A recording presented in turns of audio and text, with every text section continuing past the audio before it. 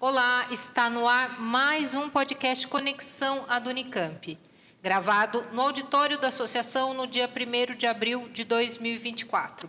E é bom lembrar mais uma vez, ditadura nunca mais. Acompanhe esse e outros episódios do podcast Conexão ad Unicamp no canal oficial da Unicamp no YouTube ou, se preferir, nas principais plataformas do gênero.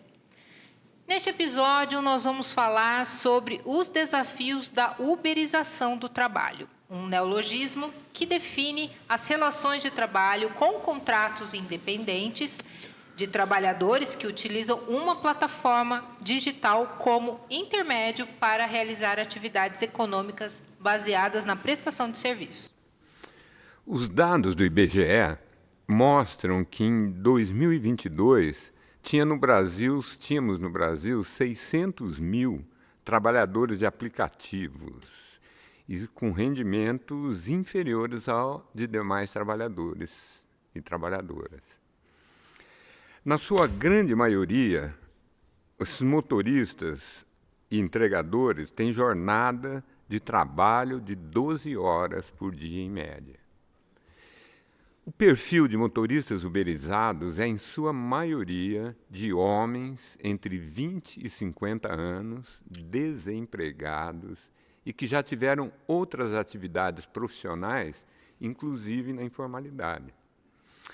Já os entregadores são mais jovens, na maioria negros da periferia, e estão se inserindo pela primeira vez no mercado de trabalho. Pois é, e com esse cenário, o governo Lula enviou ao Congresso Nacional um projeto de lei que promete regulamentar o trabalho dos motoristas por aplicativos, com propostas de garantias trabalhistas a estes trabalhadores. Para falar sobre esse assunto, nós convidamos o professor Ricardo Antunes, que vai debater e avaliar quais serão os impactos desse projeto de lei caso ele seja aprovado. Eu sou Cristina Segato e, juntamente com meu colega Paulo Samartim, damos as boas-vindas ao nosso convidado, o professor Ricardo Antunes.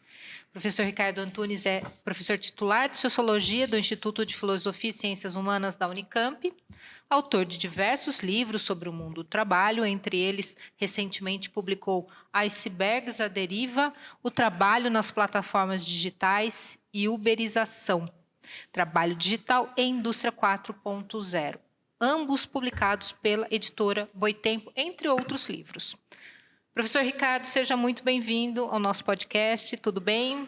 Olá, tudo bem? É um prazer participar desse Conexão ad Unicamp com vocês, num tema tão difícil e tão importante, tão crucial. Professor, quando se fala dessa uberização, nós estamos falando de uma nova fase da Revolução Industrial. Como que essa nova fase impacta o mundo do trabalho e quais são as principais mudanças que a gente está observando? Perfeito. É muito importante, e eu vou dar só um traço mais geral para que todo mundo possa entender bem o que está acontecendo. Quando nasce a Revolução Industrial, nasceu a grande indústria têxtil, Manchester, na Inglaterra, indústrias grandes de massa, com trabalhadores, homens, mulheres, crianças, valia tudo. Não tinha direitos, era a lei da selva. As mulheres, por exemplo, podiam dar à luz na fábrica, porque elas só podiam se ausentar do trabalho quando soubessem o nascimento da criança. E uma mulher pode ter intuição, mas é difícil dizer, vai nascer amanhã. Às vezes nasce inesperadamente. Isso mostra o que é uma sociedade capitalista nascente sem direitos. Muito bem, foi resultado de muita luta da classe trabalhadora, masculina, feminina, tá certo? Inicialmente na Inglaterra, para fazer com que a jornada não fosse 14, 16, 18 horas por dia, mas ela fosse reduzida até o momento em que se chegou uma luta histórica da classe trabalhadora, a jornada por 8 horas, que vale dizer, este PL burla, porque o PL sugere que os trabalhadores trabalhem até 12 horas em uma plataforma. Se eles trabalharem em duas, eles podem chegar a 24 horas. Para você ter ideia do absurdo que este PL significa neste ponto. Muito bem, o que aconteceu naquele momento? Nós tivemos uma indústria taylorista e fordista. Todo mundo já assistiu o magistral Charlie Chaplin, Os Tempos Modernos. Aquilo era a fábrica taylorista e fordista. Estados Unidos, indústria automotiva. Com a crise dos anos 73, 1973, aquele foi um período muito importante, lutas sociais em 68, na França, na Alemanha, tá certo? Nos Estados Unidos, no México, 68 no Brasil, na Argentina em 69 na Itália, o turno caldo, como dizem os italianos. Foram lutas sociais que acabaram sendo derrotadas. Veio uma crise, digamos assim, do sistema capitalista muito profunda, uma crise estrutural. Então, é uma coisa que ao longo da minha fala aqui eu vou só indicar. Mas é muito importante. Nós não estamos vivendo uma crise qualquer, não é uma crise de conjuntura. Basta ver a questão ambiental. Né? Se não houver mudança muito profunda, nós não vamos ter ar para respirar imprevisível. 20 anos, 30, 40. Né? Nós não vamos ter alimentos, muitas regiões não vão ter água. Isso que significa falar numa crise estrutural no que diz respeito à natureza. O trabalho tem consequências. O que a grande... 73, uma crise muito profunda. Queda tendencial da taxa de lucro, superprodução. Quem tem a minha idade, por exemplo, lembra que a gente passava nos pátios voando, passava em cima dos pátios de automóveis em São Bernardo e você tinha milhares de carros nos pátios. Se você produz milhares de carros e não vende, tá certo? Isto é a manifestação epifenomênica, a manifestação visível da crise. Por quê? Não era mais possível para o capitalismo manter aquela estrutura de eu produzo em massa para vender em massa. Tá certo? A chamada indústria taylorista e fordista. E foi nesse momento de queda tendencial muito profunda da taxa de lucro que os capitais começaram a experimentar formas novas de produção. Houve várias experiências, eu vou citar as mais bem-sucedidas. Toyotismo no Japão e a indústria digital da Califórnia, Vale do Silício. O toyotismo que nos ensinou, para a gente entender a confusão de hoje, o toyotismo nos ensinou que é possível ter uma empresa enxuta, não mais um trabalhador ou uma trabalhadora trabalhando com uma máquina. Eu trabalho com uma máquina, você com outra, ele com outra, mas eu, trabalhador ou trabalhadora, operando simultaneamente com 4 ou 5 máquinas. Depende do produto que eu vou fazer, depende do carro que eu vou produzir, do tecido que eu vou fazer. E ao criar multifuncionalidade, produção, digamos assim, em equipe, veio o primeiro, digamos assim, grande elemento nefasto do toyotismo. O toyotismo o toyotismo nos impôs a generalização da terceirização. Porque o que a empresa diz? Eu tenho que ter um núcleo pequeno de trabalhadores e trabalhadoras que conhecem a história da empresa, a Toyota. Mas ela cresce com o aumento da produção e da demanda.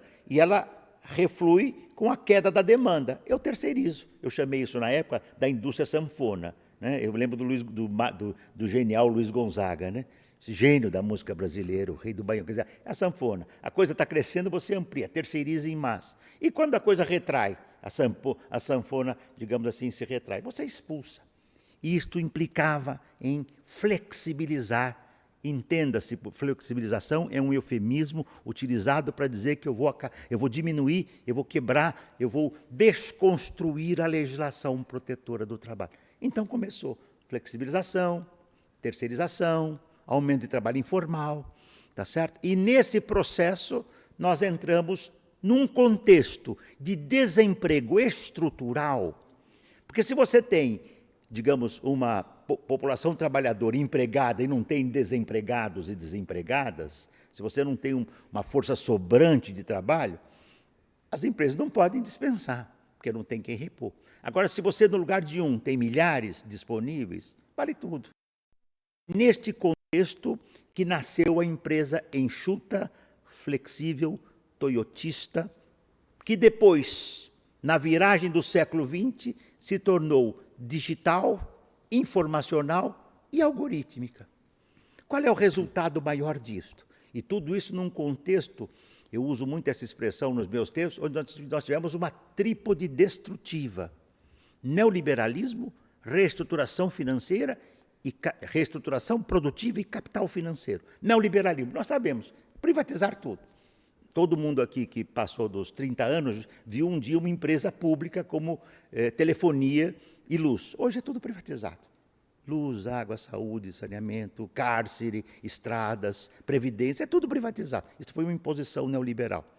A reestruturação produtiva é essa mudança do taylorismo, fordismo para o toyotismo e acumulação flexível.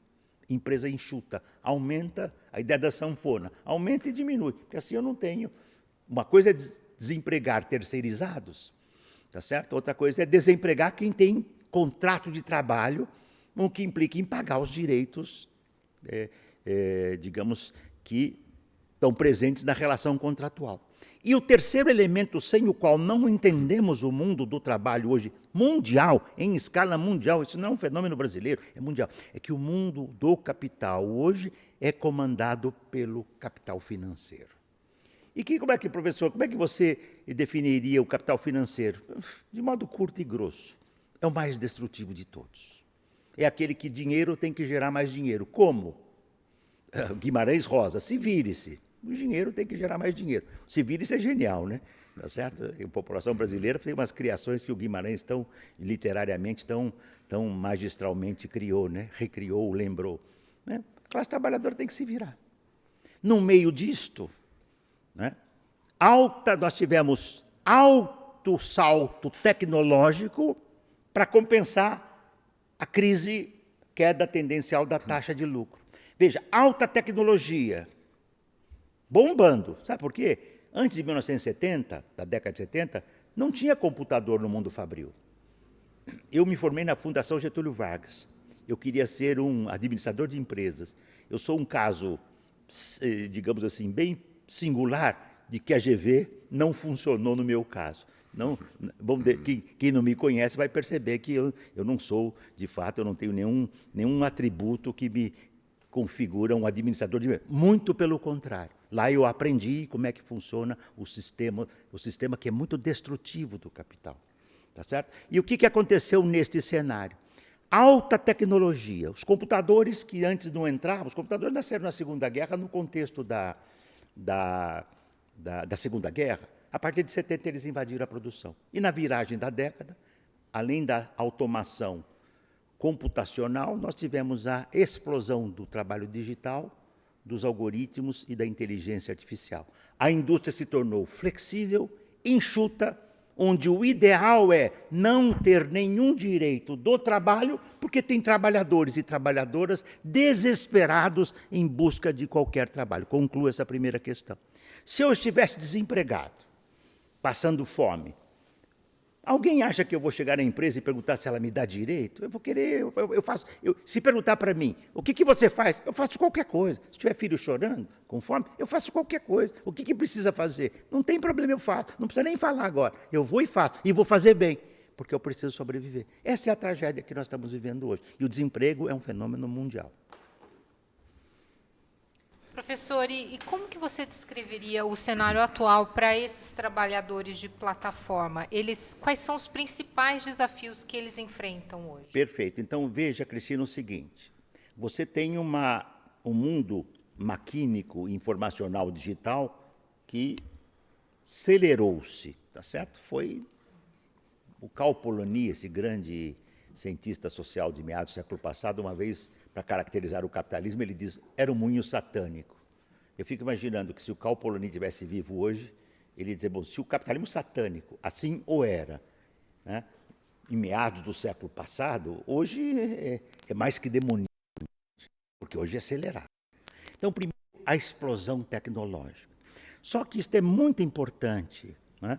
Isso é muito importante entender. Ah, professor, você é contra a tecnologia? Atenção, a tecnologia é uma invenção da humanidade. O primeiro universo microcósmico familiar, a primeira mulher e o primeiro homem que se originaram a partir do macaco, quando inventaram lá uma pedra polida ao invés da pedra lascada, eles fizeram um invento tecnológico monumental. Você pode, a partir daí, tá certo? Ter uma faca, ter uma coisa para cortar, ter algo para caçar, nasceram os instrumentos de trabalho. Eu vou dar um salto, porque o nosso tema é muito importante, mas com o capitalismo destrutivo do nosso tempo, e eu falar em destrutivo é uma obviedade e é a palavra mais doce que eu encontro. Ah, professor, mas por quê? Destruição da natureza, destruição da humanidade e destruição, né, a exacerbação do racismo, do fascismo, do nazismo, da xenofobia. É evidente, né? Só não vê quem tiver com a... Né, ou aquela coisa, aquela massa horrorosa, né, que segue, digamos assim, a orientação dos demônios, tá certo? Né? Ou pessoas que estão incapacitadas de compreenderem o mundo. E o mundo é muito complexo mesmo hoje. O que aconteceu, Cris? Uma massa imensa de trabalhadores. As plataformas, elas foram nascendo ao acaso. Por exemplo, a Uber é 2009 e 2010. Eu tratei da Uber nesse meu livro, O Privilégio da Servidão. Foi o primeiro que foi depois da minha livre-docência, depois do meu concurso titular, eu estava trabalhando nesta época, inclusive no meu período, como professor visitante na Universidade de Cafosco, eu terminei esse livro lá. Tá certo? Foi tão bacana, porque eu terminei num casarão onde ficava a Universidade de Cafosco, em cima daqueles, como é que chamava? É o riacho, não é os riachos, aqueles, tem a expressão que eu vou lembrar daqui a pouco, daqueles rios que passam por canais, os canais. Né? Terminei lá esse livro. Eu pude pesquisar e debater com muitos trabalhadores da Europa, além daqui. Tá certo? Uber nasce em 2009, 2010. Veja a ideia da Uber. Né? Veja a ideia da Uber. É uma empresa que não tem nenhum custo com automóvel, nem com moto, nem com bicicleta, nem com nada. Qual foi a jogada? Houve um golpe de mestre. Eu costumo, lembrando do Frankenstein, da Mary Shelley, que é magistral, aquele tétrico e magistral, as empresas deram um pulo do gato. Tem uma massa imensa de trabalhadores, tem alta tecnologia que pode potencializar o seu trabalho. Para que essas empresas deem o pulo do gato, nós vamos dizer que eles não são trabalhadores nem trabalhadoras, que eles são autônomos, empreendedores. Porque ao defini-los como empreendedores, eles não são assalariados. Se não são assalariados, estão fora da legislação social protetora do trabalho. Todas essas empresas se negam a pagar a condição de assalariamento. Por isso, na tua questão, tem um problema que é muito importante entender, Cristina. E fecho aqui para a gente ir para a segunda e não perdermos o nosso tempo aqui. Né? Aqui tem uma questão muito importante. Essas empresas, elas não são fornecedoras de tecnologia. Elas são empresas. E todo mundo, nós já pegamos os três aqui, com certeza já pegamos um automóvel da Uber, da 99, estamos no exterior da Lyft, Cabify, já pegamos. A gente pegou chamamos o trabalho da Uber, da 99, para aprender tecnologia ou para nos levar a algum lugar, qualquer criança sabe. Então, elas não são empresas de tecnologia, elas são empresas, mas faz parte do pulo do gato. Se eu digo que eu sou, de fato, eu tenho que reconhecer os direitos do trabalho e tenho que pagar tributos, o que também elas não fazem. Nasceu esse monstrengo que é chamado de trabalho uberizado. Um segundo. Uberizado porque no passado falávamos de trabalho fordista, ou taylorista, depois trabalho toyotista. Eu gosto de usar o conceito de trabalho uberizado, porque em qualquer país do mundo onde eu falo trabalho uberizado, todo mundo entende. Se eu vou falar entregador, em cada país é de um jeito. Repartidor, entregador, motoboy, você fala trabalho uberizado, todo mundo sabe. Nasceu esse monstrengo, cuja consequência pior é expulsar, extirpar da condição de trabalho qualquer direito do trabalho. Esta é a tragédia do nosso tempo. Perfeito, professor. Uma coisa, professor, aqui nesse livro aqui, esse aqui, Icebergs, a Deriva, você aborda o impacto desse processo de uberização nas relações de trabalho. E uma coisa que, inclusive, a gente conversou há pouco é o fato dos empregados e empregadas dessas empresas uberizadas, eles se colocarem também como empreendedores, né? E são, de certa forma, relutantes a essas questões, né, de brigar por direitos trabalhistas e tal. Fala um pouco para nós sobre isso. Deixa eu só fazer parênteses aí, só para lembrar de uma situação que eu vi no iFood.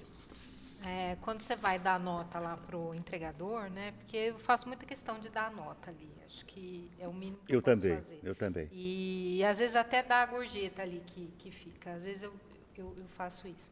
Mas aí eu começo a procurar as coisas ali, e tem uma hora qual é o seu maior sonho do entregador? Né? Ele se apresentando ali na plataforma, você conheceu o entregador. Ah, meu maior sonho é poder sustentar a minha família.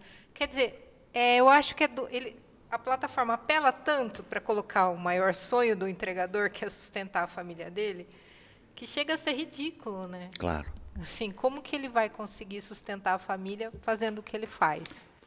Pode Deixa até eu só acrescentar exatamente dentro disso que a Cris está falando, essa questão de como, se você tem informações, trabalhou sobre isso, como as plataformas fazem a cabeça dos seus...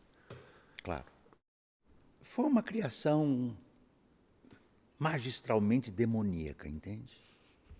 Você tem alta tecnologia disponível. Você tem um sistema em crise, as indústrias arrebentando e expulsando força de trabalho no mundo inteiro.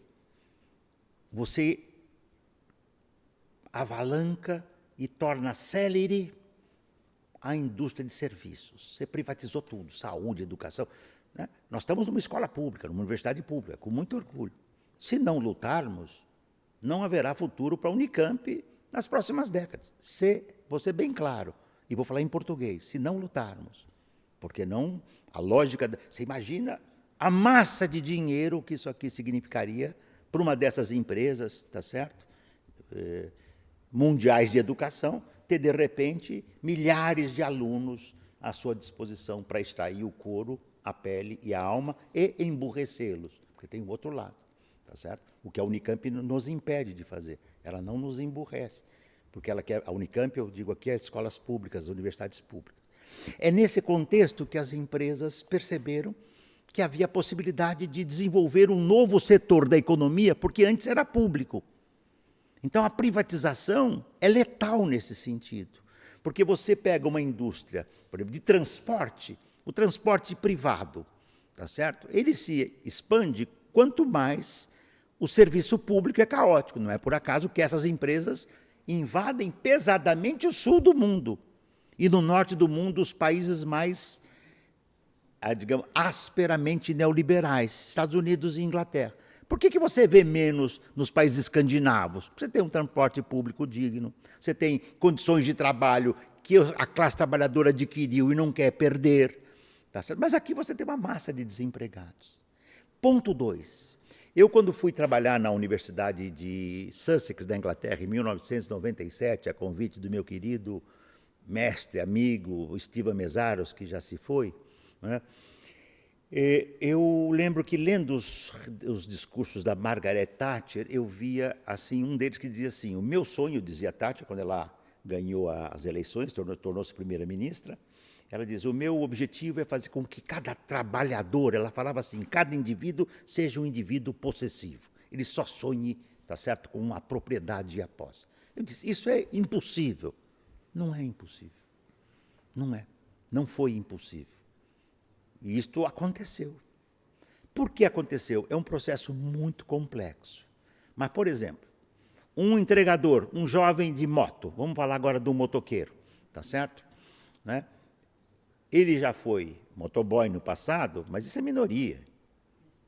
Eu já entrevistei um engenheiro químico, eu já entrevistei um veterinário, eu já entrevistei um ex-metalúrgico, ex-caminhoneiro, um proprietário de uma pequena empresa metalúrgica. É uma amálgama de trabalhadores e trabalhadoras que estão na informalidade, a sua grande maioria, ou no desemprego há anos.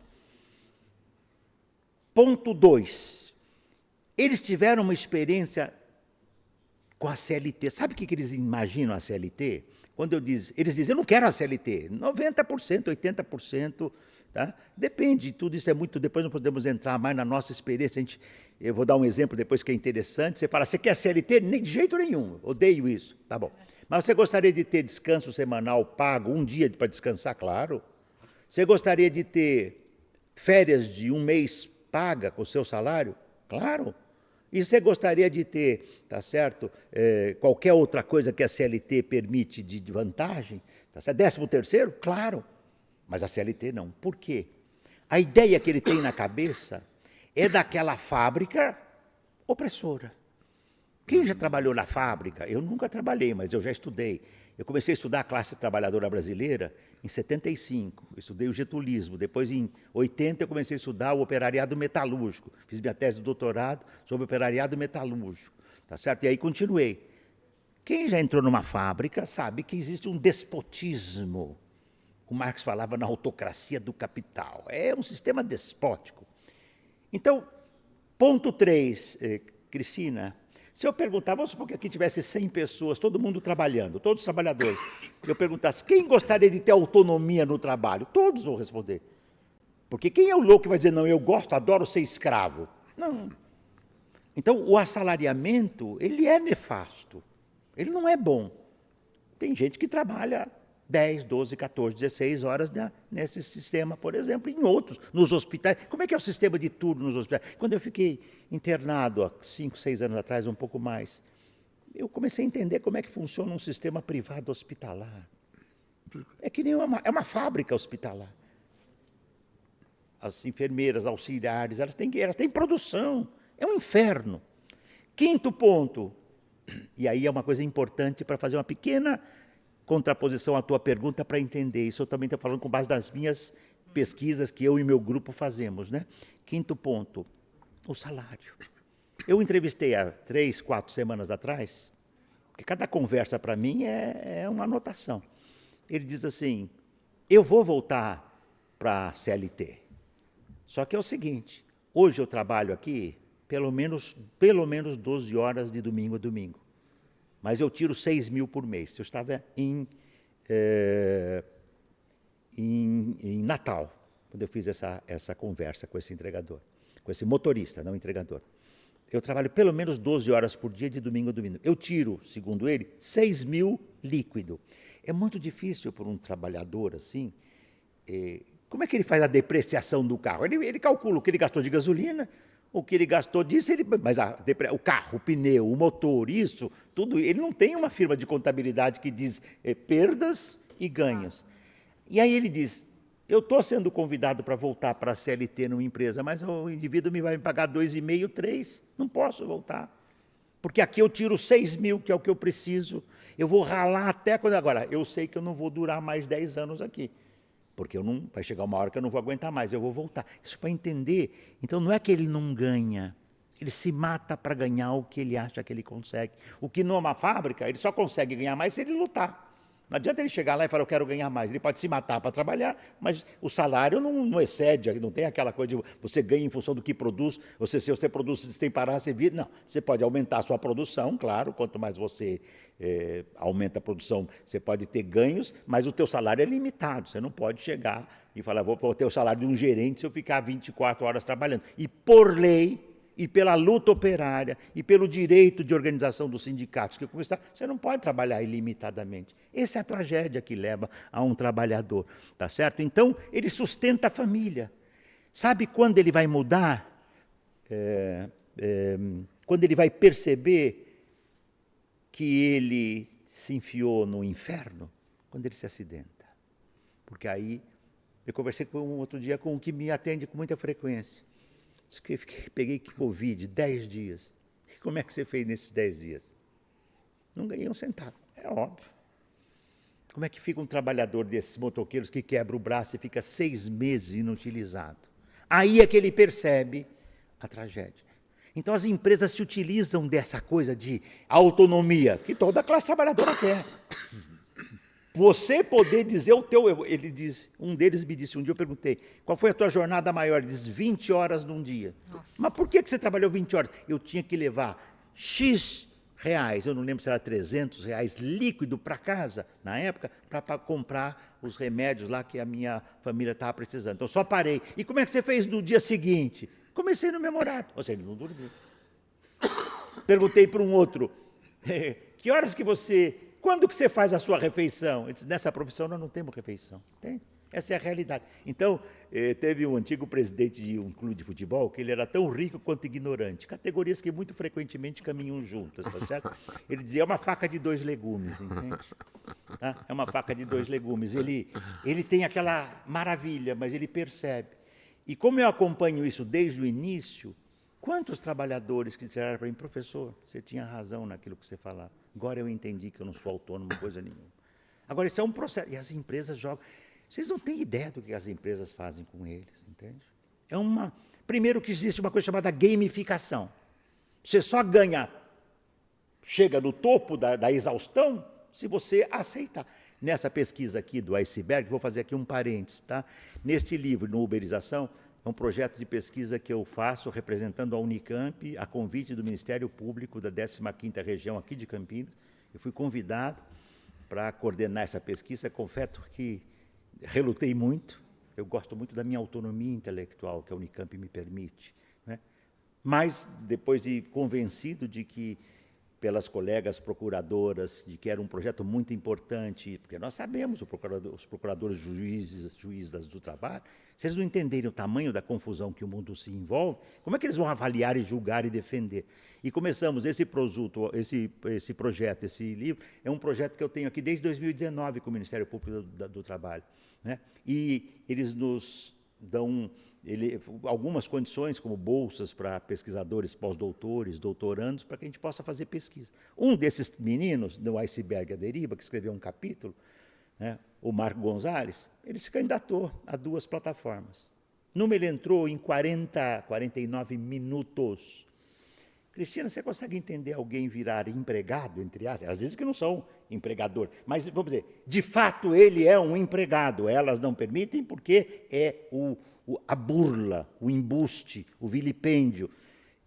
Brincando aqui, esses donos de empresas dizem que é uma maravilha. Vocês conhecem algum filho do dono da Uber, da Amazon, da iFood, que trabalha entregando carros e seguindo a gamificação? Não, porque ele não é louco.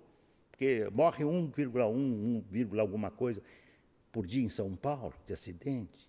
Morre, fora os acidentados, né?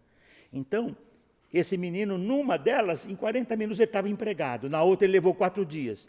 Naquele foi conectado logo, ele atendia chamados, era chamado. No outro, ele não atendia e não era chamado. Então, é mentira a autonomia. Se você não entrar na lógica de atender o chamado, a empresa o algoritmo da empresa te joga fora. E o que é esse inferno desse algoritmo? Quem aqui já viu o algoritmo? Eu nunca vi.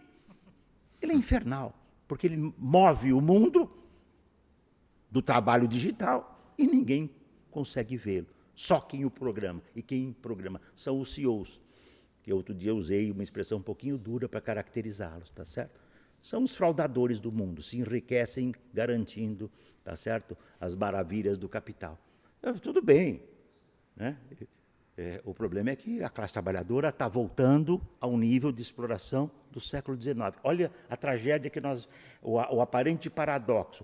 Numa era mundial do capitalismo, onde nunca a tecnologia foi tão importante, nós podíamos trabalhar 2, 3 horas por dia, 3, 4 dias da semana, e estava bom. Porque se você pegar os milhões e bilhões que trabalham mais que 8, 10, 12 horas, e pegar os milhões e bilhões que não têm trabalho nenhum, era muito simples. Você reduz para todo mundo e você emprega todos. Mas isso contrasta com o sistema de metabolismo social do capital, que é destrutivo. Então, esse é o cenário. E essa é a complexidade. E por isso que ele entra, porque ele consegue um emprego em 40 minutos, que não é um emprego, é uma falsificação. Explora como proletário e vende a imagem de que ele é um empresário de si mesmo. Por isso que eu chamei no privilégio da servidão, e adentramos a era da escravidão digital. É simples assim. Alguém pode perguntar da empresa, mas você não está exagerando, professor? Para menos. Porque se você não tem férias, 13º, você não tem jornada delimitada. Aposentadoria. Nem fala, entende? Mas, professor, falando agora então desse limbo jurídico, desse limbo regulatório, sobre o PL dos aplicativos que o governo Lula enviou ao Congresso agora recentemente. Qual é a sua análise sobre essa proposta? Como ela poderia afetar as relações de trabalho no contexto das plataformas digitais e, caso seja aprovada, vai melhorar a vida desses trabalhadores das plataformas digitais? Olha, Cristina, nesse projeto eu não posso ter meias palavras. Quem paga o meu salário não é a Unicamp, é a população pobre. É ela que paga o meu salário. A Unicamp faz a gerência dos recursos públicos que os impostos tiram da população, até porque a população rica sabe burlar. Os pobres não, você não tem nem como burlar. Então, meu compromisso, que é um compromisso de meio século, é com a classe trabalhadora. E eu falo isso com tristeza, não com surpresa. Surpresa alguma, mas com tristeza. É um desastre o PL do Lula. Sabe por quê? Artigo 3 dele, eu vou ler aqui. Aspas, o trabalhador que presta o serviço de transporte remunerado privado individual de passageiros em veículo automotor de 4 rodas, com intermediação de empresa operadora de aplicativo, é o primeiro embuste. Ela não é uma intermediária, é ela quem presta esse serviço. A sua atividade fim é entregar alimentos ou transporte. Então, por empresa será considerado para fins trabalhistas trabalhador autônomo por plataforma e será regido por lei complementar, sempre que prestar o serviço, desde que com plena liberdade para decidir sobre dias, horários e períodos em que se conectará ao aplicativo. É tudo falso. Não tem uma correta, não tem uma palavra séria aqui. Sabe o que é autônomo, Sam e Cristina? O que é fácil? Nós chamamos aqui um eletricista para consertar aqui a do Unicamp, autônomo. Ele vai chegar aqui, vai falar, tem que fazer isso, vou levar um mês, tem que fazer isso, eu vou cobrar 30 mil reais, eu posso fazer, vocês me dão 10 mil para começar a comprar os equipamentos, o material e tal, pago em 15 dias e posso começar a trabalhar semana que vem, porque agora estou terminando. Esse é um trabalho autônomo. Não tem nada a ver com isso. Nesse livro aqui, tem um capítulo que o Uberização, Trabalho Digital e Indústria 4.0, tem um capítulo que Vitor Filgueiras e eu escrevemos. Primeira coisa, eu me conecto com a plataforma. Se a plataforma não aceitar, eu fico conectado ou não? Não. Se a plataforma me aceitar, ponto 2, eu que defino o que eu vou fazer, o preço? Não, é a plataforma. Eu que defino o que vou entregar? Não, é a plataforma. Porque se eu recusar 3, ela vai pedir que eu justifique e pode me bloquear e não explica. Vocês conhecem uma empresa que você não tem gerente? São as plataformas. Todo mundo aqui trabalha num espaço que, se você tiver que reclamar as suas condições de trabalho, você sabe alguém aqui que você vai falar, pô, não está dando. Como é que você reclama para o algoritmo invisível, impessoal, tá certo? E, digamos assim, completamente maquinado, programado para extração. 3, 4, quem define a rota que você vai fazer? Se o algoritmo te indicar X, e se você alterar, vai ter alteração de preço. Se você alterar por sua vontade, você pode ser. Quem determina, tá certo? Isso não é só o motorista, o tradutor, porque a Amazon, por exemplo, que nasceu em 94, 95, ela começou, a Amazon, vendendo livros. Depois hipermercados, hoje faz tudo, tudo. Aliás, saiu um ótimo livro da editora da Unicamp, eu recomendo. Stefano, Amazon, Robôs e Trabalhadores e Robôs. Me fugiu o sobrenome dele. Eu não o conheço pessoalmente, embora conheça muita gente de fora que estuda esse tema. É o sistema Amazon de emprego. É um inferno. E está lá. Ah, por quê, professor? Lê o livro. Não tenho tempo aqui para expor. Estou expondo aqui as teses dos meus livros. Tá certo? Então, o que acontece? Você tem um sistema, tá, que o trabalhador não tem comando, não tem controle. E esse PL ele não conseguiria dar conta de ajustar? Então, como ele diz disto aqui, tá certo? A consequência natural é que, se eu reconheço o seu trabalho como autônomo, como está aqui, ele está fora da legislação protetora do trabalho. Então, Cris, se você for uma entregadora ou uma motorista, você não tem férias, 13º, CLT e tal. Ah, professor, mas não tem alguma coisa? Eu fui bem duro numa entrevista que eu dei, saiu na revista originalmente na Unicinos, mas acabou de sair, eu vi essas fim de semana também na Itália, e eu espero que em muitos sites aqui no Brasil, né, eu disse assim, eu fui bem duro. O PL 12 dá de ouro e diamantes para as empresas e migalhas para os trabalhadores que, quando vão comer, elas estão apodrecidas. Sabe por quê? Aqui diz que você vai ter direito à previdência. Então, o trabalhador vai ter que pagar 7,5% para a previdência, tá certo? Que dá para cálculo deles, estou falando assim, arredondando aqui, 20 e poucos reais. A plataforma vai pagar proporcionalmente mais, tá certo? E eles dizem, ela vai tirar esse gasto dela da nossa remuneração e vai aumentar o preço do carro, nós vamos perder. Ao passo que eles preferem ser MEI, que eles pagam 20 reais de um troco e eles estão pagando por mês.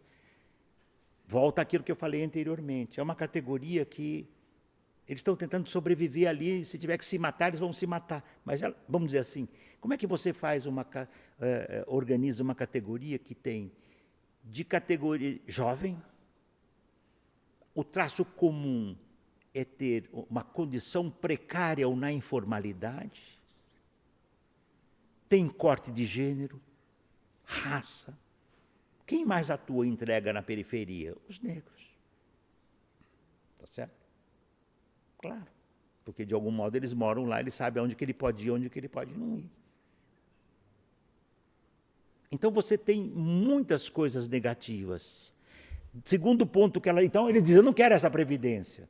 Até porque, se um trabalhador desse for acidentado, ele vai para o hospital público e vai ter que ser atendido.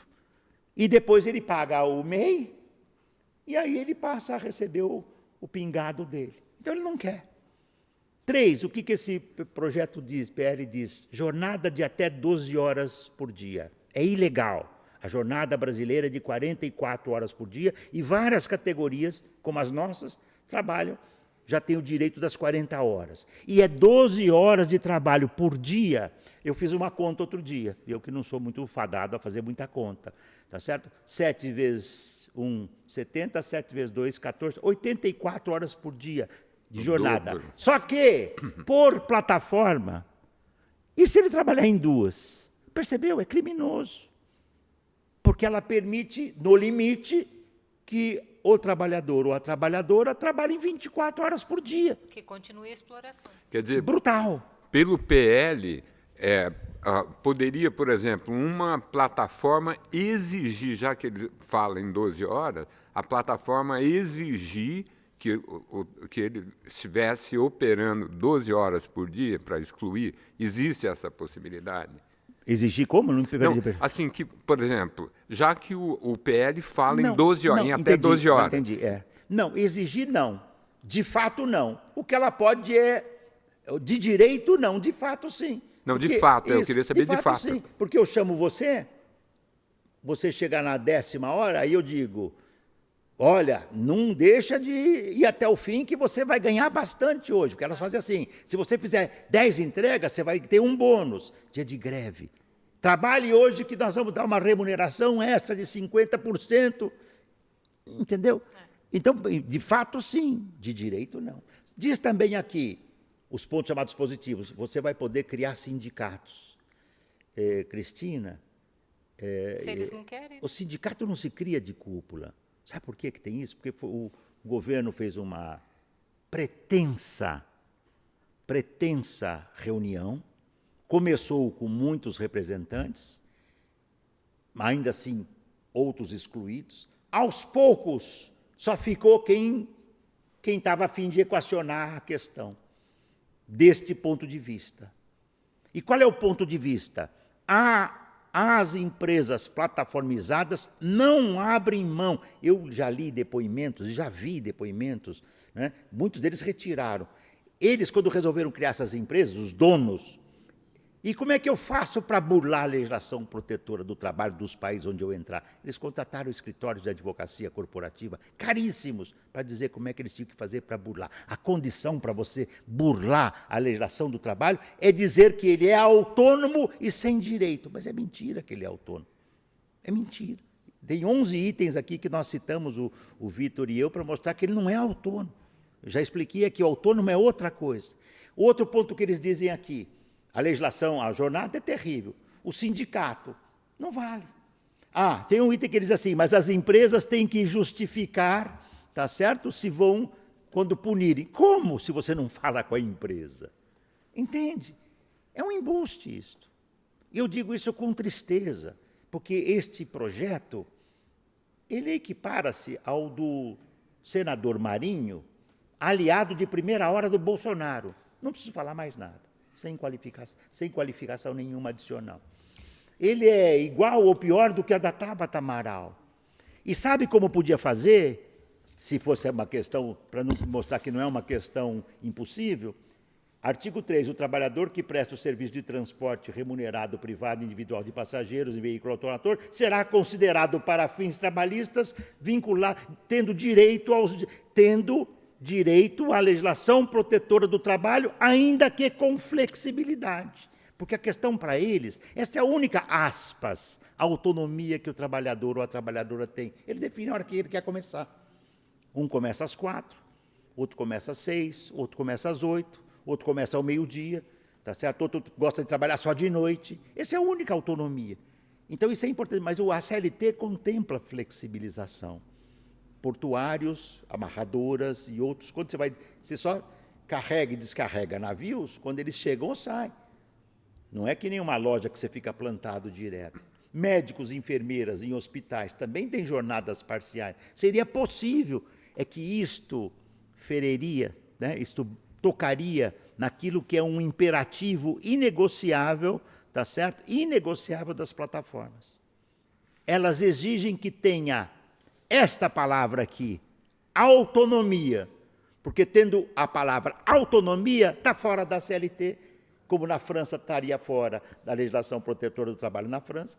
A União Europeia acabou de tomar uma diretiva há 15 dias atrás, a União Europeia, dizendo que o pressuposto do funcionamento das plataformas da Europa é reconhecer a condição de empregados.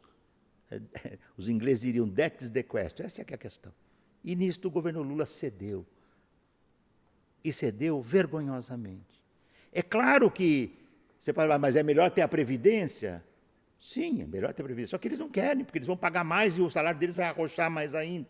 Porque a condição natural é que quando você é reconhecido como trabalhador ou trabalhadora regulamentada, a Previdência já é uma obrigação. Entende? Não é fácil, eu sei que não é fácil regulamentar, mas para isso entender isso, precisa voltar àquela minha primeira questão. O cenário de devastação do trabalho, de desemprego estrutural abundante e alta tecnologia, faltava só o golpe Frankenstein, o pulo do gato. Eu uso muito essa expressão, o pulo do gato. Vamos pegar a tigrada, botar a tigrada para trabalhar e vamos dizer que eles são autônomos. E isto pega porque isso é um debate importante, né? Toda ideologia, ela tem que ter um fundo de realidade, ainda que seja um coágulo. Eu não conheço nenhum trabalhador que gostaria de ser escravo. Se perguntar se quer ser autônomo, eu gostaria de ser mais autônomo do que eu sou. Tá certo? Claro. E olha que eu trabalho num lugar que não toca na minha autonomia intelectual. Senão eu não estaria aqui. Se pudesse. Se não pudesse, estaria trabalhando onde desse, porque quando tem que sobreviver, né, é outra história. Tem outros pontos, mas esse é o essencial, entende? Esses pontos. A migalha é real. Se o artigo 3 dissesse é um autônomo com direitos, mudaria. Completamente. Mas era outra coisa. E aí quem estaria berrando seria a UBA. E deixa eu fazer só uma coisa que é importante. Ah, professor, mas os bolsonaristas estão contra. Claro, eles estão contra, porque eles não querem nem ouvir falar de sindicato. E eles não querem pagar para a Previdência. E nós sabemos, quem conhece essas categorias, pela origem delas, que tem um pouco de tudo. A direita joga pesado, especialmente quando a esquerda esquece de pensar nas questões cruciais do trabalho. Entendeu? Não é por acaso que o neonazismo e o neofascismo na Europa estão crescendo em cima dos trabalhadores. O Milei, na Argentina, teve voto do proletariado mais precarizado. É bom não esquecer isso. O mais precarizado. Tá certo? Não foi? A classe média não elege um presidente. Né? Quem elege o presidente é a alta burguesia fazendo a campanha, a classe média na sua burrificação quase sistemática, né? E é uma massa de trabalhadores miseráveis que perdeu perspectiva de tudo e vê num santo, num demônio o santo. Agora estão vendo, né? A tragédia que é um mundo complicado. E os trabalhadores e trabalhadoras dessa categoria são parte disso. Última coisa que é muito importante, eu digo isso desde o privilégio da servidão. Isso é um laboratório de experimentação. Eu estou aqui lutando pelos entregadores e motoristas. O PL vale para motoristas. Sabe por quê? Os entregadores disseram, não, isso é embuste. Eles já tiveram um salto. Foi criada recentemente a Aliança Nacional dos Entregadores de Plataformas, a ANEA. Foi um grande avanço, porque eles não tinham nada até recentemente. E essa entidade, essa Aliança Nacional dos Entregadores de Aplicativo, disse, não aceitamos isso. Os motoristas não tinham nada. Tem lá um sindicato pelegão, que diz que agora é de motorista, que já está de olho no imposto sindical ou equivalente, entende? Não é isso, é mais complicado. Professor, por exemplo, nesses países onde foi reconhecido foram reconhecidos como trabalhadores, né, com direitos, com vínculos, qual que é o caminho? Como que essas plataformas vão ser geridas ou vão ser obrigadas a tomar atitudes? Só mais um parênteses aqui, que isso é uma coisa que você vai com os caras do Uber, os caras do 99, eles repetem que o Uber está falido. Então, se tiver isso, eles vão, nós vamos perder o emprego, sabe? Então, eles são defensores da plataforma e a gente nunca sabe o que essas plataformas realmente ganham, qual a lucratividade delas. Né? O Uber está falido, é uma piada. A Amazon é a empresa mais valorizada do mundo hoje. Acontece o seguinte, de modo muito rápido, os grandes grupos financeiros de investimento investem nessas empresas. Então, por exemplo, o WhatsApp, 10 anos atrás, não era nada. De repente, virou uma empresa que passou a valer milhões, como é uma dessas todas aí, Instagram, não eram nada. O grande capital financeiro investe, põe dinheiro. Se eu recebo um investimento de muitos bilhões de dólares, vai parecer que eu estou no negativo. Mas é golpe, porque assim eu não pago tributo, entende? É golpe. Você acha que uma empresa que nasceu em 2009, 2010, hoje nós estamos em 2024, estaria sobreexistindo? Ela atende milhares de cidades, eu não sei se são hoje mais de 40, 50 mil, cada dia muda. Você começou citando, foi muito boa essa entrevista, essa pesquisa do IBGE, modestamente aqui o nosso grupo participou, o CESIT também, nós ajudamos a introduzir a questão da reflexão da plataforma nas informações, porque não se sabia o que era isso, mas eu posso dizer com muita segurança, com base em quê? Na minha intuição. E onde se baseia a sua intuição? Sei lá, 50 anos de estudo da classe trabalhadora. É muito mais do que 600 mil hoje. Claro que o IBGE tem que mensurar aquilo que ele mensura, claro. Mas isso a cada dia explode. Porque se eu tivesse desempregado na pandemia e tivesse uns 30 anos atrás e tivesse morrendo de fome, eu ia pegar meu carro e ia me conectar. É simples assim. É simples assim. Entende? Bom, na Europa esse processo, ele está, quer dizer, ele não é uma coisa simples, né? Tem muitos lugares onde você está tendo muita discussão. Entendeu, Sam? Por exemplo, Inglaterra, ela diz, eles não são autônomos, mas também não são empregados. São workers, é uma categoria intermediária. É um avanço limitado. Na Espanha, duas empresas, a Uber, eu não lembro se foi a Lyft, agora eu posso estar confundido, mas isso tudo está nos nossos livros aí. Tá? Nós pesquisamos, e agora, nos próximos meses, nós vamos lançar um livro muito importante, onde tem a mais qualificada pesquisa feita por uma estudiosa europeia da situação de todo o cenário europeu hoje. Na Espanha, por exemplo, as empresas perderam. Elas estão pagando para ver. Elas não estão cumprindo a legislação. Elas continuam rodando, porque elas ameaçam sair. Mas não saem. Qual empresa vai largar uma cidade como São Paulo ou Campinas, se eles estão em Londres? Agora, eles não aceitam.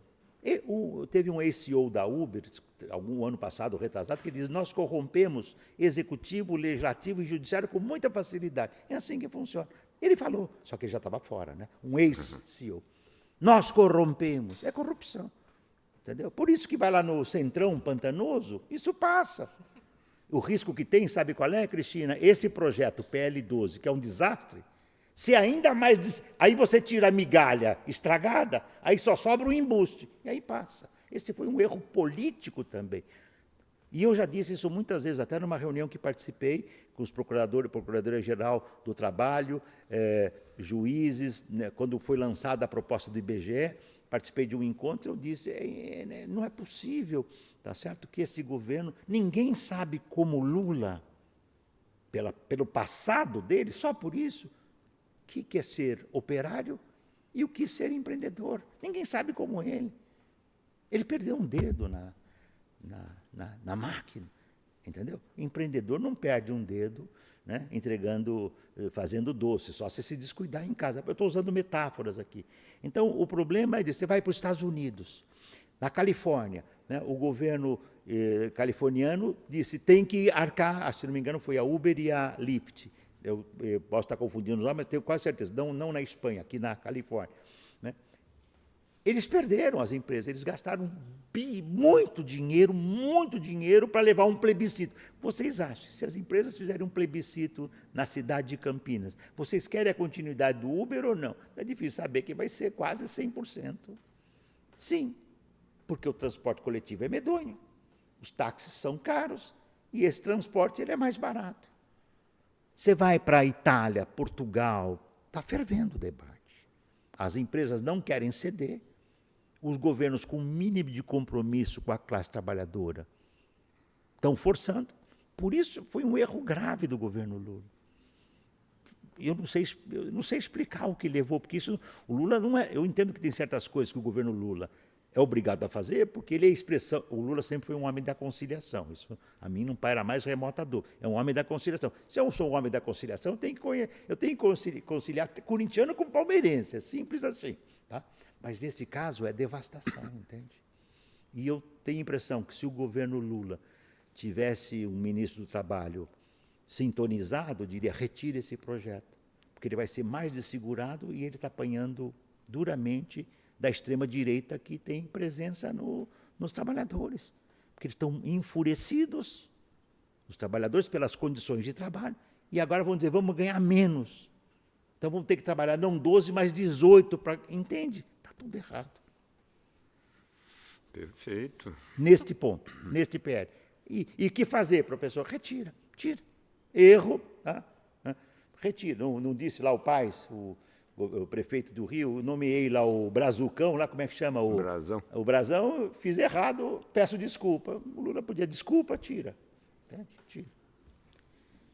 Ok, então encerramos aqui mais um episódio do podcast Conexão à Unicamp. Agradecemos a participação do nosso convidado no episódio de hoje, o professor Ricardo Antunes, do Instituto de Filosofia e Ciências da Unicamp. Siga nossas redes sociais, nosso site e fique por dentro dos temas que serão abordados nos próximos episódios do podcast Conexão à Unicamp. Até lá!